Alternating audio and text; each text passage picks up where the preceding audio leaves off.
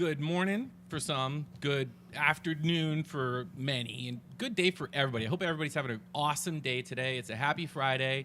We're getting into that Thanksgiving kind of vibe, you know. We're less than a week out. Today's a kind of a special day. I'm excited. Well, first off, my name's Cody. Not a Hey, big Cody. deal. I get the pleasure of working with some amazing teams here at Ryonet in marketing and product and sales. Joining me here today, I've got Brandon Schmunk, our Hello. president. Good to see you, man. You're looking great. Thank you. I like your shirt. And the man, the myth, the legend, Mr. Ryan Moore, we got in the house. I know what We camera got I'm some looking fun things kind of planned for him. Camera right there.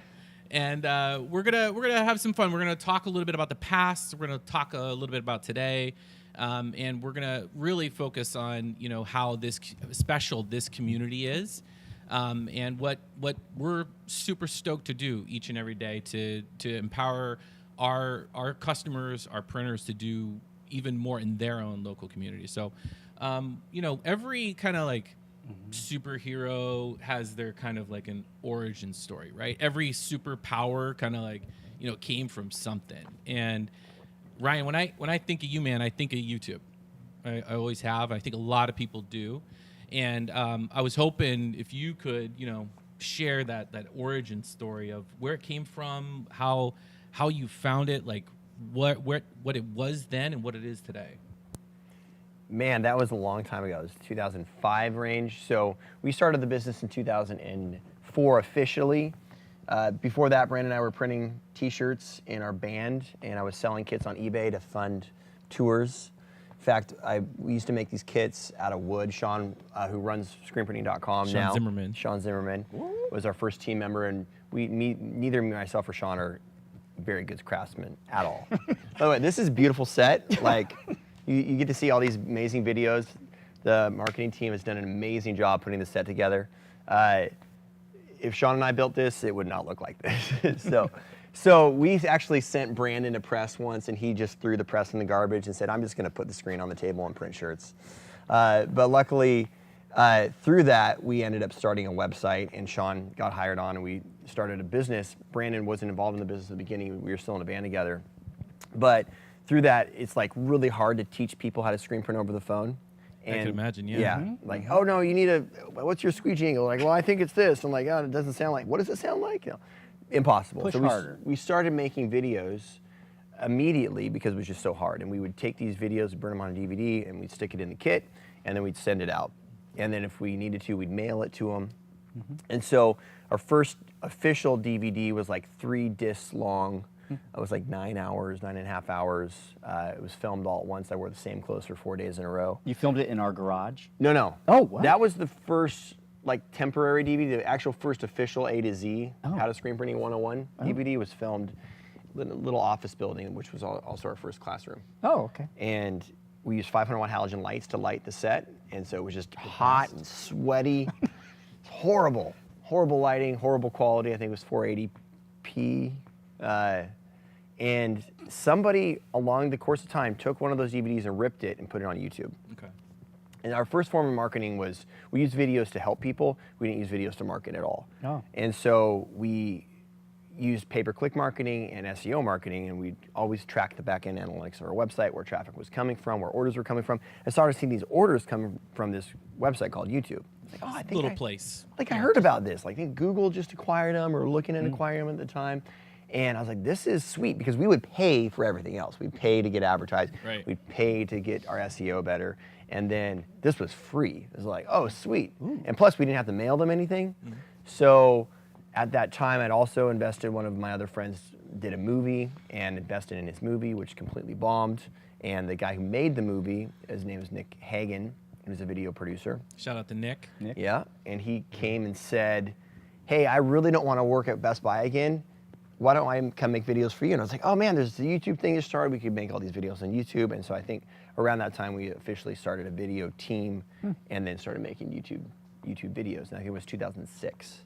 And I've said that since then. That has been, I think, still probably to this day, our #1 form of advertising and then helping too. So that traffic, right? That's like super important when you're doing that outbound marketing, to bring that back to a place for for something to take place, right? A conversion of some kind, this kind of thing. As a proportion of kind of sales, did you have any kind of inclination at like what you were tapping into, or was it just kind of this runaway train that was just flying and you saw limitless potential that you wanted to throw yourself at? It was actually really bad to track, and I think even to this day it's hard to track ROI on video marketing. Okay. Because there was only one link, and it was in the description. I think even in the start, I don't even know if you could have a link in the description. I think it was on your channel. That was it. And so it was actually, from that perspective, it was bad, but then we just saw the sales like grow and grow and grow, and that got the customer feedback. Yeah. I was like, oh man, these are awesome, you're helping me do these things. And then we just assumed that it was part of that. And so I think that even though it started out as like, oh, a return on investment or like a trackable thing, it turned into more of an overarching branding and support thing. Cool. And the sales were there to match it. So in terms of like other means of connection, email existed at that time, obviously. Phone, it turned into almost a preferred means, right? Like, how did you balance it with other modes of marketing? Because it's still relevant today, right? If you look at our former website and our former videos and we didn't have email. Like, Nope, no email. I would take all the emails out of our database, copy them into AOL, and then hit send. Like the mailing list. Yeah, there was no email marketing. Yeah. And even like from like the first Cyber Monday sale, I remember putting on in 2009, and that's how we communicated. So YouTube was actually a formal way to market, and I think that was our first formal way to actually form a marketing team and invest in that team at Ryonet. Got it. And so you talk about some of those changes like over time. Were there any that you were super stoked about that kind of came and went, or like the good, the bad, the ugly that you can remember or care to share? Because it is an interesting kind of evolution. As it pertains to how videos work or how YouTube works? Yeah, like they've obviously, YouTube today is not YouTube 2007, 6, whatever, Yeah. Like as far as like, you mentioned like linking, some of those other kinds of things that have come about. Are there any that you've been a super big fan of or not? It's hard to remember. I think the call out, the buttons, that was a cool innovation because you could call specific things out and link to specific products in that video to solve a problem or a question like, oh, this is the spray, this is how I use this specific kind of adhesive or a squeegee, and then link directly to that squeegee. And I think that's still huge today. Yeah, I think because like, oh, I'm here, and then bam. That solution, that thing solves this problem kind of a thing. Quality was awesome to get quality. I mean, the videos were so bad at the beginning, you couldn't tell what was happening because it was so bad, so blurry. And so even like I was working with a former team member, even from like 2009, 2010 to 2014, the quality drastically improved. You got high definition on streaming, and so that was cool because you could actually see a lot more what was going on. Yeah, there's a lot going on. Speaking of a lot going on, the prolific amount of video content created over the years. I mean, we're talking from a catalog standpoint, well over 2,000 videos created to date. Are there any that jump out at you in terms of like being a favorite to either hands-on make or be a part of, or both? What do you got? What's your fave? Yeah, I liked the advertising that we did, and for like our Cyber Monday sales, we ran our first Cyber Monday sale was 2009. We didn't make a video, but the sale did really good from all those emails copied into AOL. Okay. The second one was like, oh, we should do this. We make a video campaign. We actually did a campaign, and the first set of videos was Geico, like, what if you could save 50%? I played the Geico guy, and then Brandon and Cobb played the other guys. And so it was like, does spraying screen opener in your eye really burn like unholy hell water? Yeah. Does it? Yeah, it does. We sprayed screen opener in Brandon's eyes. Not real screen opener, but those were fun to make. And then we did a musical, so we kind of went back to our musical band days, and Brandon rewrote a song and had the team sing it, called Cyber Monday to the tune Manic Monday, right? Yeah. Okay. And then we reenacted the video live. I think we got it right the second take. And then that video did really good. Like, it went viral. What viral was probably back in the day. We made the top page of YouTube in our creator category. And the sale was went off phenomenal. We got a lot of really, really good positive feedback. It kind of was the first video that we did that showed the culture of Ryonet versus just how to do things. And I honestly, that culture is what really is exciting about the industry to me now. If you look at my formal videos, like I wanted to be a businessman, I wanted to grow a big company, and I used to wear these dress shirts, and then the dress shirts got screen printing on them, and it wasn't about the culture. I remember those express. From dress shirts to t-shirts, man. Yeah. Quite the evolution. It's good. Yeah, it was horrible. Like, and so but you're hitting on like the fact that like things changed a lot. Yeah. Right. Like when we think about Ryonet in general, now I wasn't in the beginning. Like I think I got to Ryonet 10 years later or something. Like 5 years later. Yeah. So, but Ryan, was from the beginning, and YouTube was from the beginning too. So when I finally got to Ryonet around 2008, 2009, 2010. It was already a massive, company. People would call in. They'd say, "I see you on YouTube. Where's Ryan?" So all that whole culture was already created. Yeah. And for me, it was like amazing. Just like so many other people. Like so, kudos to what you started and. Yeah, I think that when you came, I think you were the first person to do a video in a T-shirt. You did that via like hobby kit video. Yeah, you can still see it, and it was more quirky and fun, and we directed it that way. I remember Nick wanting to get some other personality behind the camera. Yeah. And Brandon killed it. He did a great job, and so I think seeing that T-shirt culture and seeing how cool and meeting more of the customers out and seeing their growth really helped me fall in love with the industry as a whole versus just a business working within and growing within that industry. And thus the continued investment on many, many different levels to help grow it and expand people's businesses. For sure. And the content piece alone, that we know everyone, content is key. Like what is it about? What is it doing? What is the purpose? What is the goal? And some hits, some doesn't, even with the same audience, some half are going to like it, half aren't, half are going to be interested in what we're talking about culturally here today. Half don't give a shit. And that's normal, I think, to expect. I'm curious, like, what did you maybe think, or do you have an example of a video that you thought would do well and bombed? Or do you have something that you thought would be kind of like, I don't know about that, but it blew up? If you have any of those, it'd be kind of cool. Well, there was I think our video process at Ryonet has come a really, really long ways, and throughout, all the different companies that we work with now, similar, was just 100% ad lib. Like we wouldn't have set scripts, or we wouldn't have. You mean like this, right? Just, well, no, there's a whole. I'm looking at questions right there. This is a lot of planning went into this. I have 6 cameras and lights and stage. I feel like it's an actual thing, and so.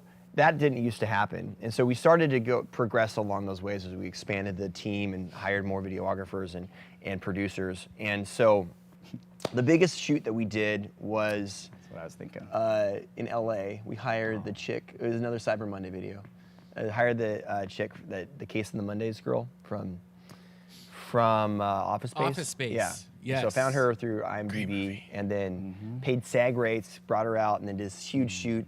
Kind of combined like a extreme makeover with, it was a big shoot, and it didn't do great. I mean, it didn't bomb, but it didn't do great. It didn't really help the sale that much either. I think we've changed a lot how we do Cyber Monday sales as a result of like all that big investment to that. So, and then I think our #1 video to date was like Screen Printing Starts Here, and Gordon kind of developed that and directed it. And I remember I had written this script, and I kind of telling the story of like a printer starting in their basement and growing and into a shop and then getting an automatic press. And he's like, no script.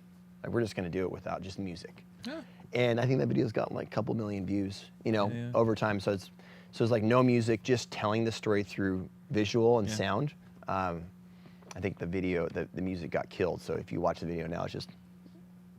What's your favorite Oh, video there, Brandon? Mine is for sure, and I think you remember this one because you texted to me the other day. In this building, about 2012, we purchased this building. It was open. So where warehousing and manufacturing is, it was totally open. Yeah. We were in a building, you could throw a rock at the other building, but it was a lot smaller.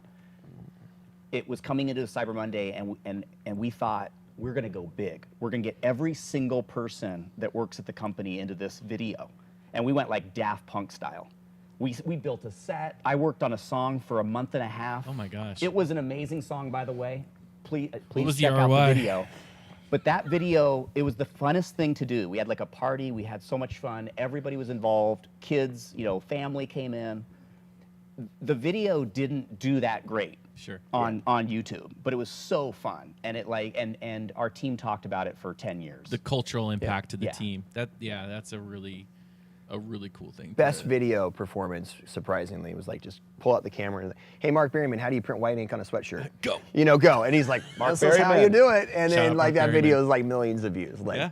Mark Berryman printing white ink on a sweatshirt, which is really hard to do really well. And Mark did it great. So He's a great printer. Solving problems, it doesn't take, you don't have to spend $10,000 in a month and a half on a video to solve a problem, and then that video does really, really well. Yeah. You know. You mentioned earlier like writing the script, but like early on, I imagine you were wearing like just about every hat. Like, what is that like as a young entrepreneur? Mm-hmm. I can say young because you're a little bit younger than me, but a young entrepreneur that had all this going on, growing business, opportunity. Like, right? How do you do it? How do you be the talent? How do you be the producer? How do you be the director? How do you also then go back driving the business at the same time? Well, Like, and how do you 22 wear all these years hats? old, also had a Yeah. band, also had a girlfriend. I mean, Yeah. I think that comes to the realization, and this was realized fairly early on in video, is that your return on invested time, because you'll take that time, and we'll take that time very, very meticulously with the customer on a one-on-one basis or in a class. And those once that is done, it's done. You take all that time, you prepare all that stuff for an event or a trade show, you spend all this money, and it's done. A video, you spend that much time, and it lasts forever. And so that's a huge opportunity. And so I think realizing that I'd prioritize the videos. You found that time. Yeah. I would find the time and then prioritize the videos. And then as the process got better, we started developing the script. I remember the first time, I think Will asked me to write a script for DVD 101. And I was like, are you kidding me? just You know how many words that's gonna be? Yeah. Like this is, Oh, I'm we gonna know. write like the entire process out from A to Z. This is gonna suck so bad. And I make it up as I go. It was like 32,000 words. Yeah. And then we recorded the first day, and I was like, that went really smooth. And he's like, I lost. He accidentally recorded he deleted the entire shoot. So we had to do it again. But I mean, it was so easy to redo again because the script was all right there, and we shot listed everything. It was the first time we really did that. And so I was like, wow, preparing equals way faster when it gets to shooting and then editing. Okay. And so the time up front preparing it and then the edit goes so much quicker when you're doing that extra preparation. So that pre-production, right? Big deal. We talk about that a lot, how important that is. So maybe that's a takeaway for our community here is like learning, researching, diving into some of those best practices, connecting with people, picking your brain, picking everybody's brain that you can of ways to improve because you do have to cover those bases. Yeah, if you can have, I call it an edit sheet for a video. Like you have the vision, what's the vision, what do you want this video to do, what are the aspects of it, and then you can at least have an outline and a shot list to match the outline if you don't have a full script. If you can't have a full script, but if you have at least just the basic bullet points, outlines of the shot that goes with it, and then the end result that you want, and examples of that, pick the music up front, then again, the editing process goes so much smoother. Totally. And you get a much crisper result at the end. Yeah. The work up front and pre saves that post in a big way. I like that. I think it goes without saying that like this community definitely sees you as a person that is passionate about helping the screen print community, and that's huge. I'm always humbled at your drive to do that, and it inspires me. But I'm curious, like, how have you seen the community involved? How do you get immersed in it? How do you get the motivation? Because there's a lot of emotion there. Like, how do you get stoked about doing that day in, day out? I think, going back to the beginning, it wasn't about the community, it was about growing a business and growing a team. So we always invested in our team. But we didn't invest in the community necessarily. It was all about sales and all about growth. And I think around 2009, 2010, I actually got an offer to sell the company. And this is right around the time we were really deciding on what to do, like kind of growing up. You're 5 years old as a company, you've like made that 5-year mark. 90% of businesses don't make that mark, and so like, oh, we're actually a real thing now, we're not gonna go away. And so and like, no, I would never sell this company, you know. And so why wouldn't I? Why am I so attached to it? And I started then looking out at our customer base and seeing the cool stuff that they were doing, growing, and then really bringing screen printing back into the U.S. market. Because when we started, it had been outsourced to through NAFTA and things like. It was a very negative space, and that's why the education did so good, and the videos did so good. Is because no one wanted to share that information. They just wanted to hold on to what they had, and so it did so good. And as a result, a lot of people started their businesses, and then looking at those businesses and how they grow. And I think I remember like Barrel Maker is one of those examples of somebody that literally started with a silver press in 2009. Shout out, yeah. Barrel Maker. And then got an automatic press and ended up getting rock presses and becoming an all-made founder. So they really did that, taught classes with us, did that whole journey, and run a very successful business now. And so that was awesome to see. And then choosing to invest in that. Yeah. And so I think how you invest in that is like, there's a term in lean manufacturing called go to the Gemba. And so that's like the scene. So go to the source. So the best place to do it is in somebody's shop, you know. And so going to shop visits, I think those are some of my favorites still. And then bringing shops together at events or at a show where you're physically interacting them in person. But you're never going to have those one-on-one connections as if you're actually going to their place. And the best relationships that I've had, I remember knocking on their door, you know. Some of them were literally cold knocks, you know. That's awesome. It's cool though. I think you hit on something there. You're describing this evolution of this maturation almost from being focused on one thing and then becoming aware and cognizant to make a bigger impact. And I see this community doing that. I see it all over social channels everywhere where a lot of people are doing that.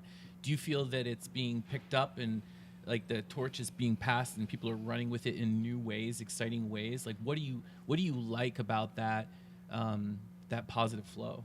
It's awesome.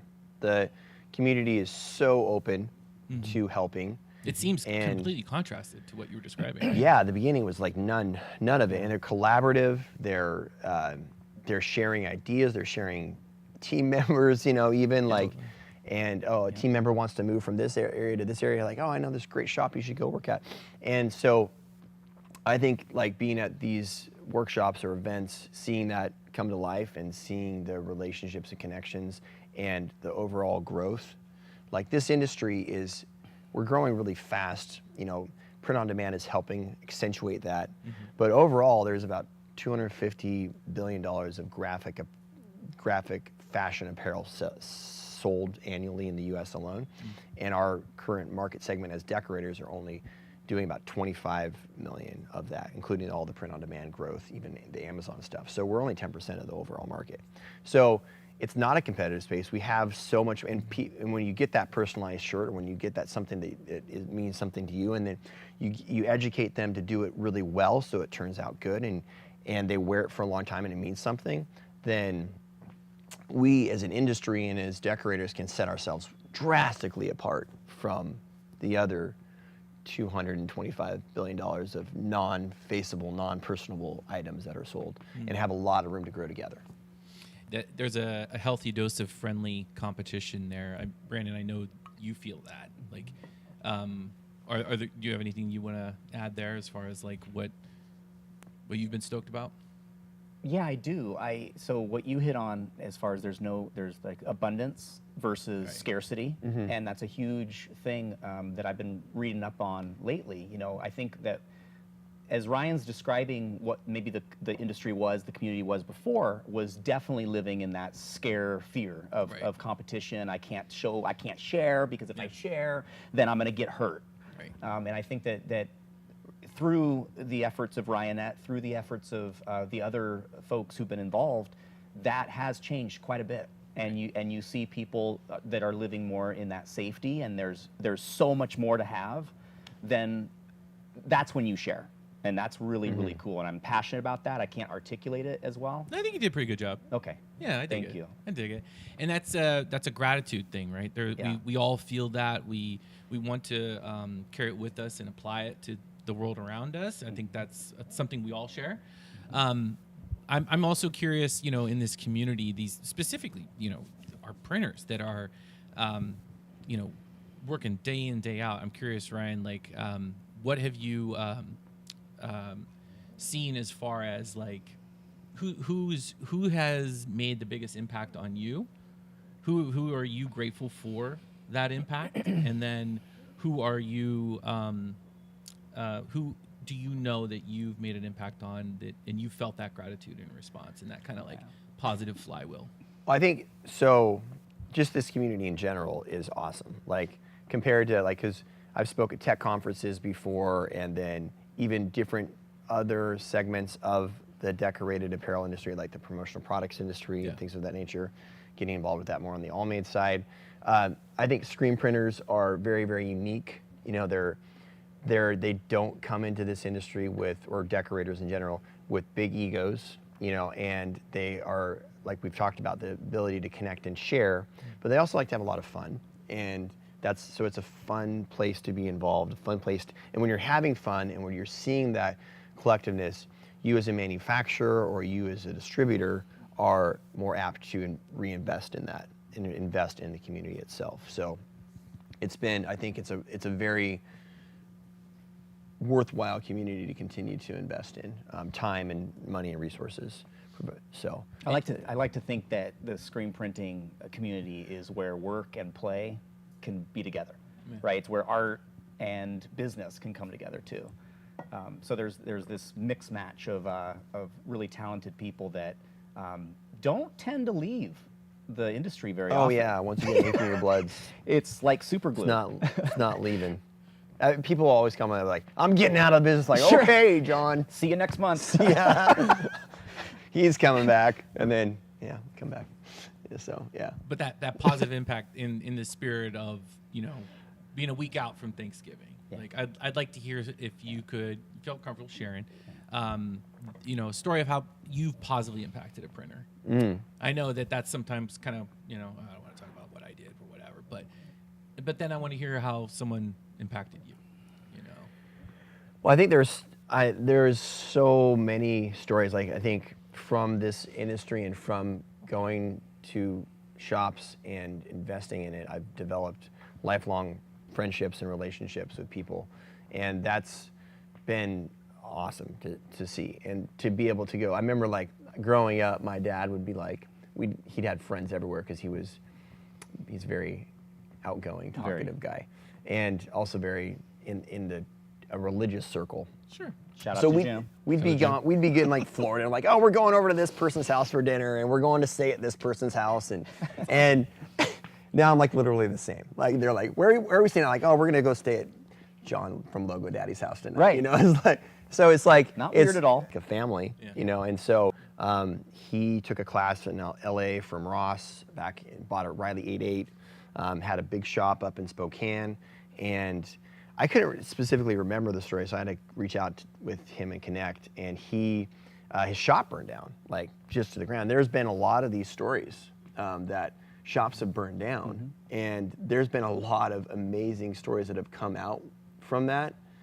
Just because, like, when you get asked for help, there's always the thing like, okay, so I can't remember. I heard of this, like there's this thing to analyze if you could help. It's like, what do I have and what could I give? Because if you just focus on what I have, then you're like, oh man, I want to keep this. But if you focus like, what do I have? What can I give? Like, what can I live without of what I have? So and then another, never like another quote, I can't remember where this came from, but it was HP. Like, never quelch an urge to be generous, you know? And I like that. so, you know, in those situations, we'd try to do something, you know, and this guy's shop burned down. He actually made a YouTube video, sent it to me in email, and of his shop, and he made a song to it, and it was like, had his daughter in it, and then it showed pictures of the shop. He's like, I'm stuck, like he can't print. I have all these customers, and like, oh man, like, all right. So, didn't have insurance, so I think I came up to the classroom, like grabbed a bunch of stuff from up here. I still do that sometimes. Sorry, guys. We're working on that. and it stuck it on a pallet, wrapped it up, and it had like a 4x1 press or a 4x2 press, a really beat-ass flash dryer, and some inks and stuff like that. It was whatever it was enough for him to get going again. Totally. And so he had emailed me. He ended up moving to Florida, and now, like this summer, he emailed me again, just like connect. He's like, I do screen printing on the side, but I really need a full-time job. Do you know anyone in this industry that's hiring? So he actually turned into my editor that makes videos for Made Lab and All Made and some projects for Rock. And he's done, like in the past 4 months, over 100 videos. Yeah. And now he's helping to produce and work with outside editors too. So talking about That's the full fully, circle right there. fully circling from a video to back to making videos to help other screen printers learn. Good Pretty karma cool. at work there, man. Yeah. Oh yeah. That's a real thing. I like that a lot. Oh yeah, and you just go down stories like that. So forever. Hundreds of Hundreds. stories. Yeah. Can you think of any? Over the years, I can think of hundreds, and that's so. Business is also very hard, right? We're talking a lot about positivity and motivation, but there's a reality that it's not easy to run a business. Anybody who says it's easy to run a business is probably going out of business soon. Yeah. It's not easy, and so with that said, you need motivation, right? You need inspiration, you need motivation, and so. At Ryonet, we are fortunate enough to, if you need that, you literally just listen, because there's hundreds and hundreds of times. So, quick story I'd like to share. Had a gentleman come in about 30 days ago picking up a couple pints of ink in will call. Nice. And, I needed a little motivation, honestly. It's kind of selfish. I was like, I'm a little frustrated or stressed. So I was just like, struck up a conversation. And that led into another conversation. And then he was so pumped about doing discharge and water base and all these things. And he's a full-time teacher, and his wife also works full-time. And they had a little garage shop in Portland.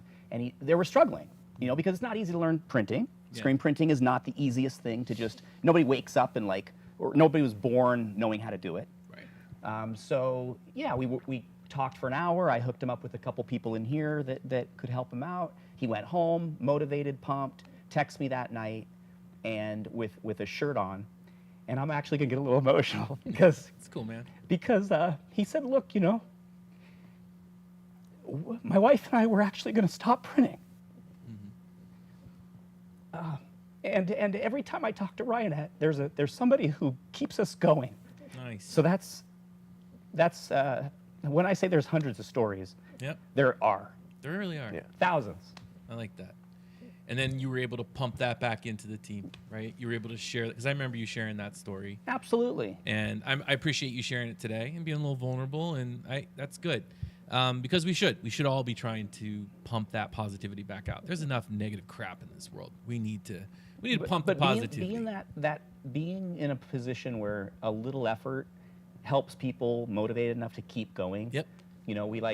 Those are our values, Yeah. and I think that's why so many people around here and in the screen printing community do it, is because things get tough. And yeah. No, I appreciate it. We got some questions, which I dig. The community's awake. The caffeine is kicking. So we got one. This one I think is for Ryan. What's one piece of advice you would give a screen printer who wants to start a YouTube channel like today? What would be your action plan? You mentioned some of those things earlier about pre-production and things like that. Is there anything outside of that you could contribute? Yeah, the awesome thing is there's tons of YouTube channels, screen printers starting YouTube channels, or TikToks or Instagrams or whatever. And so I think you have to, whenever you're going into any market, you have to have your why, your reason, why are you doing it, and that's got to be truly authentic, and so that's got to be clear and authentic in your mind, and that's going to come through your videos. And then secondly, you have to differentiate yourself. So how are you going to do this differently than it's been done before? And so if you can check those two boxes, then you can do it. I mean, my son started a YouTube channel. Shout out. Is that a Brody shout Brody, out? yeah. Shout out to Brody. Broadster, I don't know, he just changed his name. So, but yeah, he was 13 or 12 when he started it, and he's 13 now, and he's doing great, 15,000 subscribers, but it's the same thing to him. It's how are you different? How are your videos unique? And so To determine that, you're gonna have to do a bit of research. yeah, and you have to Right. try things. You throw You have things to- at the wall. Yep, Don't be test. afraid to start. Yeah, Test and fail quick, fail fast, right? yeah, And be humble to do something completely different next time, right? yeah. And then figure out what works and replicate, scale, do it again. From a cadence standpoint, things are changing all the time. Is there anything that you would recommend someone to like blitz like crazy out of the gate, or take your time and build it slow? Like, Well, back to my son Brody. The first week he put 72 videos live. Okay, So, so that was way too quantity. many. That was quantity over quality. Maybe? yeah. All right. And he literally That's cool. filmed every part of our lives. And my wife was like, "You cannot do this. Yeah, like, Oh. do not want I'm brushing my teeth. yeah. Stop. And so I don't know what the algorithm. I haven't been on YouTube for as much as I've been. Like TikTok is 2 to 3 times a day. Instagram's once a day. Okay. You know, so it's like depending on the platform, researching the platform and what the right length, currently trending for success and right cadence would be what I would recommend to do.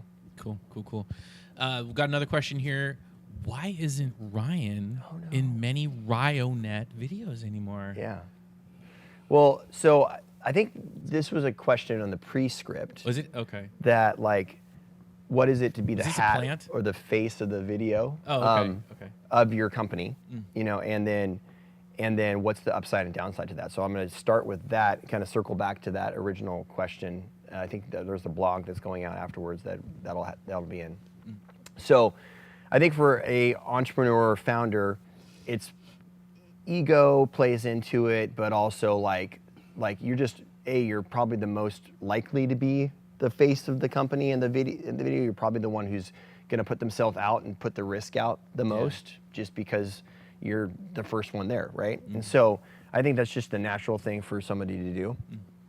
But if you look at, you know, you probably heard this in business, the bus test. So your face does not pass the bus test, because if your face gets hit by a bus, it doesn't pass. And so I think what we tried to do, what Nick tried to do initially, even mentioned this earlier with Brandon, is like try to spread the videos that we created to a bigger team. Right. And I think that is what every business owner should try to do, because if they're reliant on you as the founder or you as the entrepreneur to be successful, then that is limited to your lifespan, to your ability, to your health, and that's also very, very taxing.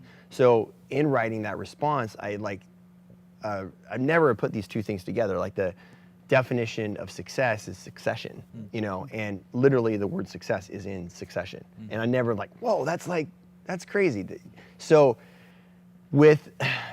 as the companies grew and changed over the past 5 years, and you know, we had brought Rock in, and we had brought Allmade in, started Allmade. These are very, very different business. Ain't products like, you know, shipping these things out in multiple warehouses, and the team to do that is extremely different than installing a Rock oval automatic press or working on an inkjet, you know, $1 million printer that goes on that, right? They're very, very, very different businesses.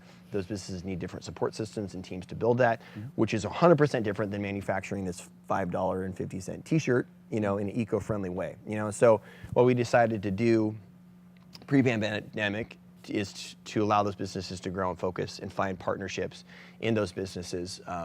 On the Rock side, it was with Rock International. On the Allmade side, it ended up being with Sanmar.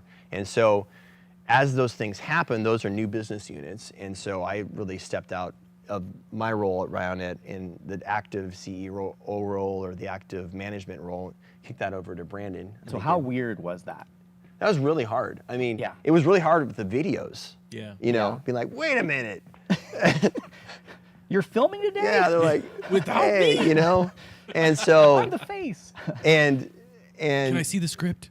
yeah, it was weird. But Yeah. like, the way the videos are done now are done a lot differently and I mean, Ryonet has the best marketing team in the industry. I mean, like, Thank you. No question about it. I'm proud of that. Like, and so it's the question, you know, that I asked is how can we use what we built here to accentuate and grow in other areas, you know, and use that talent and process. I mean, because even if you look at I'm not going to name names, but there's marketing done by publicly traded multi-billion-dollar valuation companies that like the marketing for F&A Inc. or the Riley Hopkins like literally blows away, you know? And so that caliber, how do you match that to different products and segments in this industry? But I think I stepped out of that role to be able to grow those other two companies, help those things, which has been very, very hard, but also successful, you know, and a lot of lessons learned. I thought it was going to be a lot easier than it was. and still is, you know, continuing to grow. But yeah, and so that's why I'm not in the Ryonet Well, that videos. that Success evolution, shown. right? Yeah. That evolution that you did. I mean, number one, I'm fortunate every time I'm in a position that you know you put me in. I mean, so 4.5 years ago, Ryan made the decision to transition me into the president of Ryonet, which was a big thing. I mean, you got to realize I wasn't some like I didn't come from Twitter. I wasn't some hired. Twitter, okay, all right. But I wasn't. What I mean Timely. is, I wasn't some hired CEO, right, who was headhunted and knew everything. Okay, I had started at Ryonet years before, worked in every department, kind of ground up, and so it's a big undertaking, right? And it was right when I was going and having my first son too. So I was going to the hospital, and and it was at that time. So for me, that was like incredible. It still is. It's still amazing, and to see. But the industry and other people watching that happen, where you had a company that was, you know, much larger, did a lot of things, Right. and started, you know, expanding and you know, into other businesses and with different people, with different partners, that really to me put our abundance mindset to the test, right? And it made others say, wow, there's something special to that. There's something special to not just keeping what you have, but also sharing it with others. And so when people look around now in our industry trade shows and whatnot, they see a lot of people that may have, you know, been from Ryonet, and they see them in other companies and doing other things. For sure. And that's inspirational. I think that kind of follows this whole community, how we talked about before. Yeah. Yeah, it accelerated the expansion I feel like in a big way. And some of those areas you talked about, like being in Made Lab, right, and Rock US in particular. Like, we got a question here. Like, what kinds of content do you guys plan on like working on? You know, in the near futures. Particularly, I think it'd be interesting to hear about like Made maybe a little bit. Yeah.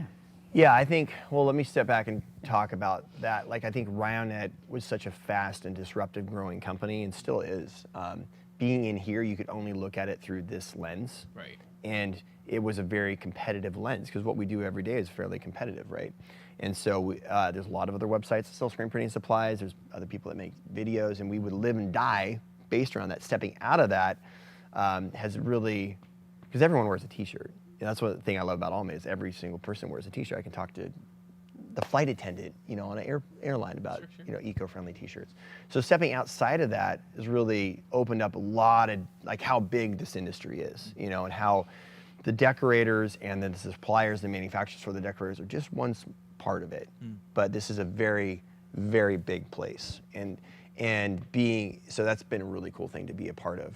And I think as we expand, I think our goal at Made Lab, so Made Lab's another company, is called Modern Apparel Development Education. I was brought into it first as a partner with Rock US, supplying the lab with equipment, and then the founders, Brett Bowden and Tom Davenport, had kind of really invested heavily in being on boards, nonprofit boards in the industry, and really wanted to kind of bring it in themselves and do things that up-leveled the mission of the lab, and the mission, their vision is to up-level our industry. Yeah. You know, we're not, I mean, the fact of what we do and end up selling it is like, it's so valuable, but we commoditize it, you know, and it shouldn't be commoditized. It should be a value-driven industry. It should be a industry that is of high value, not low value.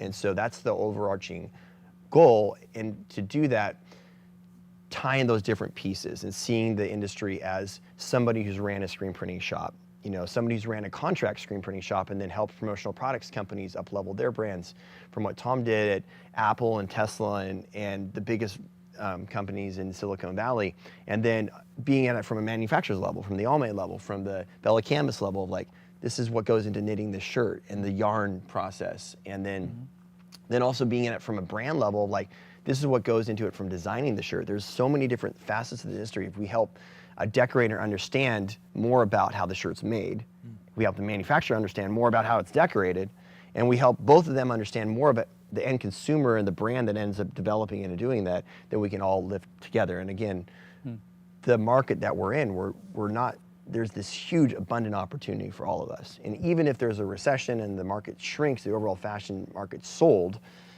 shrinks, we can still grow into it and grow as an industry together. So That's really awesome. those types of content to connect more of different areas of this bigger place that we all play in. That's cool. So it would be safe to assume that then it's exploring some of that interconnectivity, that connective tissue between everything within that community to strengthen and empower it to a new level. It's kind of that's daunting, man. But fun. Yeah, Can't wait to see what you do. And then also like, you know, trying to come up with engaging content that tells a story or educates or adds value to people. Yeah. I think if you're starting a YouTube channel or any type of video work, your video has to either educate or entertain, right? And so sometimes you can do both, but if you're not doing either of those things, you know, I think the sales pitch is definitely gone by the wayside. Yeah, I'm a big fan of edutainment in general. I think there is always an opportunity to make something that is going to be a positive experience that you can learn from. Got a question here. Are there any new products in the works? Brandon, you want to take that, or what do you want to? New products in the works. What can we share? Well, so like a lot of businesses the last 3 or 4 years, especially through the pandemic, we found ourselves with a lot of products, a lot of different variables, 17 different emulsions and other things. So we went through, we went through that and we simplified a lot of that, as did other businesses. Really took the priorities out, simplified and signified was our kind of our key mission at that point. Now, chemical. That's I think that redundancy not a thing ever again. If you're an FN shop, our goal is that you only have to stock one shelf. We want FN to work for you as a mixing system. We want it to work for you as a ready-to-use ink, and then have all the specialties and all the effects that you would need to. Good bit about Riley's. We love metal. We move metal. We are a metal. We're all about the metal. And the manufacturing is like literally 200 feet that way. Yeah, right there. We share a space within our manufacturing here. We're really proud of what we build right here in the United States of America, and we're humbled each and every day when we get to see how this equipment is taken, opportunities for our shops, our community, our partners into areas that we never deemed possible. It's super humbling. And it's really awesome. It's got these legs, right? It's got this like longevity built into it. We make stuff that's gonna last. We do not want this stuff falling apart. We want you to be able to count on it day in and day out, whether it's Riley, whether it's screen, whether it's base layer. Where do you guys see screen printing in the next 5 years? I've seen this question come up just about like every 6 months. Do you want to take that? Yeah, I remember we were both involved. I'm still involved in a thing called Vistage, my old Vistage. It's a CEO or leadership development organization worldwide. And my first is like, screen printing is going to die. Like it's going the way of the dinosaur because digital is going to take it over. And that was always the challenge of how do you make a business that outlasts the technology. And I don't think in 5 years it's going to change. I think automation, will continue to play a big part in it, and I think the versatility of decoration helps us as an industry solve that bigger blue ocean of product that is currently decorated in a mass scale that needs to be decorated on a lower volume, more personalized scale. And so transfers have really improved. DTF is just starting out. Digital is ever changing and improving. DTG, screen printing is still the most effective way to get a design on a shirt that's going to last the longest, feel the best, if you know how to do it right. We love screen printing if you can't tell. Yeah. Yeah, we're And I think that's a little biased. I think it's going to be that way for a while, Yeah. until some different type of technology that's currently out there I think what's currently out there has done a great job of expanding the market. Oh, yeah. And so opening the door. Yeah. But as a screen printing shop and a screen printing business, you have to be investing in competing in this different market space, and think the companies that are going to stick with the way they used to do it are not going to make it. You have to be investing in your software systems and how you communicate with your customer, and you have to be investing in your fulfillment systems and your production systems. Yeah. So There's three levels of a screen printing shop. I like to tell people of automation and production. There's pre-press, on-press, and there's post-press, which includes fulfillment.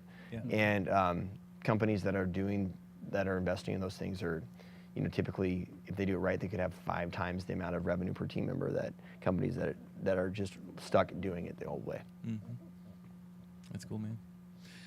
Well, I think, this has been a great kind of time. I really appreciate you guys, Thank you. carving it out. But Great questions, I did too, get everyone. something. I did get something. I think they taped it down under my chair. Let me pull it out of here. Got a little something in the mail. Oh, what's that? What could that be? I'm gonna need you to open it. I want to first, though, go ahead and invite the team. Come on up here.